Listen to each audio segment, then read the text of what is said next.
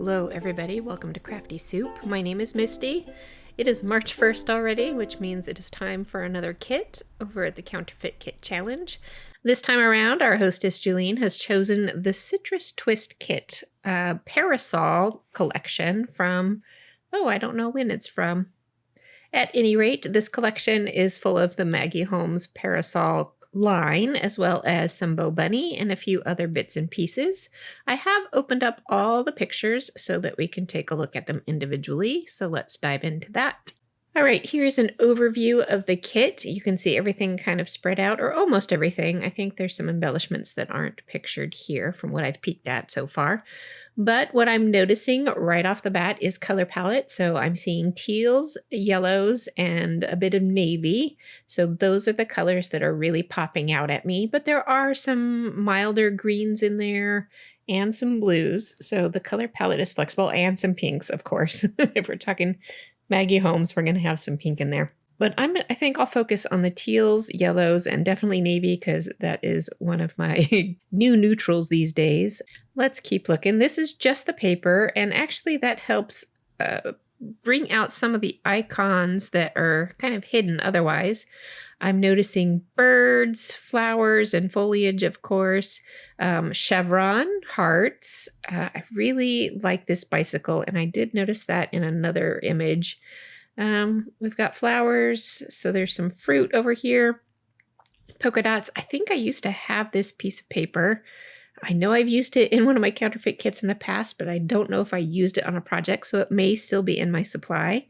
I don't always use up all my papers every month. This reminds me of Vicky Bouton pattern paper, so I may pull that if I have any left. I had several sheets of it, and again, I'm not sure if I've used them all yet or not. Here is a little bit of a look of some of those ephemera pieces. That feels a little overwhelming and busy, so let's keep going. Here is the ephemera that has been pulled apart from the packages. From what I know, these three pieces here go together in one package of embellishments from the Parasol collection. But we've got some crepe paper ribbon that's got a ruffliness to it, some pom-poms, and that looks like a chunky baker's twine. So that is fun to encourage us to pull in some fibers into our kits, which we don't often have the inspiration to do. And then some iridescent-y floral sequins, and then some other bits and pieces, buttons, and enamel dots. Here's just a closer look at those enamel dots. Here is a close-up view of some of the ephemera pieces. So we've got tags and kind of ticket elements, florals. Of course, we've got the animals like the deer, and I was assuming there would be a swan in here.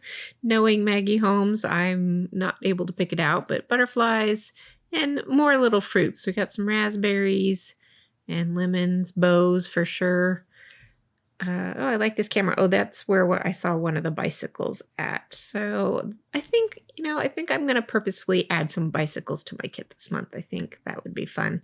And then the alphabet. This one does not speak to me very much because I wasn't going to focus on green and pink and coral. So we'll see if I end up going with any of that at all.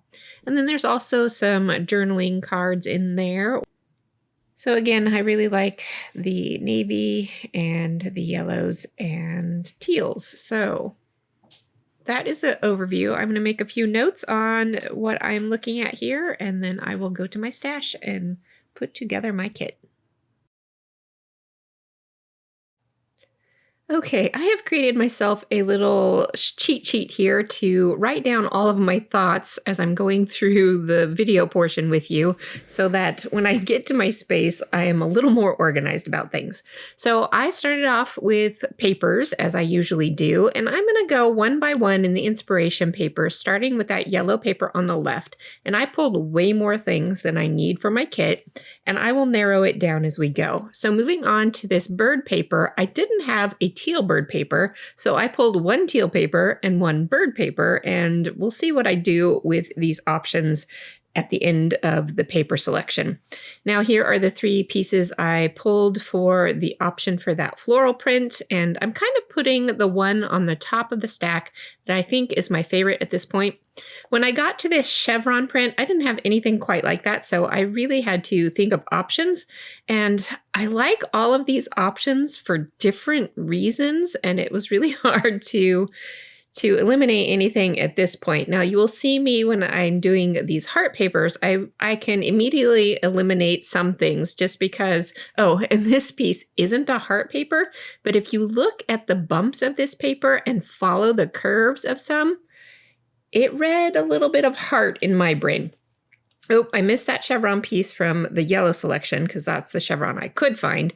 And I'm just going to eliminate that one right away. And speaking of going back to the eliminating, I do eliminate some of these heart prints right away just because they don't have the right vibe to them. And I'm going with kind of a modern softness, if that makes any sense. So Maggie Holmes has a very romantically soft vibe to her stuff, and so I'm trying to bring it into a more modern take at this point, and you'll see specifically why when I get to one of the later papers. Now here is my selections of navy prints, and I did find that print right there was the Vicki Boutin one that I was thinking of when I saw the inspiration, but I found a few other Vicki Boutin ones, and I will make that decision later. Now, I did find a Maggie Holmes print with some swans on it, and I consider that for this yellow floral print because I didn't have any small yellow florals. So this is, you know, when you're building your kits, you're going to have to make substitutions. This is the biggest substitution right here. So that Maggie Holmes piece of paper had large icons on it that included a bicycle. Now, I knew I didn't have any paper that was quite like that large section of icons, so I focused on the bikes. Now, I had intended to pull out another Jen Hadfield bike piece that was kind of a more subtle print, but this one is also Jen Hadfield, and I just loved it, and I have a story to go with it, and it has bikes on it. And so this helped shift my thinking a little bit as I was putting this entire kit together for that more modern vibe. Okay, I did choose another floral print. I think it was a different color than the inspiration. I've moved on to polka dots in the inspiration, and then we will work on this last kind of mixed media piece in the inspiration. And definitely as I'm working later on these pieces, that one is a little too bright and modern, so I eliminated that one. This is the one I thought I was going to use, which is another Vicki Boutin piece, but it ended up being a little too brown for what I wanted. So I'm down to these 2 options, and I'll make that choice as we go. So yes, definitely after I chose that bicycle print, I believe that's called the Flower Child collection from Jen Hadfield. It tweaked my thoughts as I was eliminating the rest of the papers in this collection, including this one that has tags on it. You'll see me eliminate that one in favor of this upper one, which is a Vicki Boutin one. And this one was based on the little florals in the collection, which had little florals. And I totally thought this was the direction my kit was going to go as I started pulling papers, and you see me eliminate it because that bicycle print just kind of held my fascination. So even though it was very mildly inspired by the kit, that's all you need when you're kit building. That's all you need is that spark. And that was the spark for me. So as you see me start eliminating the rest of these pieces from each category, and I will keep a couple of pieces from some of the categories. Like I'm eliminating yellow right now, but those 2 prints here, I'm just going to keep them both because I really wanted to include the teal and the birds. And I thought about making my own paper, but that's not where I'm going to go this month. So if you join me for the forgery video, I have another idea that I'm working on. And then with these florals, I didn't need all of them. This kit is definitely too big for what I know I can get accomplished in a month, but I like to have the choices in there, and I can always just refile any whole sheets back in my file system later that I'm not using. And then I put anything that I've already cut into my scraps. And so having these choices is really good for me. Now I kept that Vicky Bouton star print because it reminded me of the heart print that had text inside of the shape, and the stars have text inside of the stars.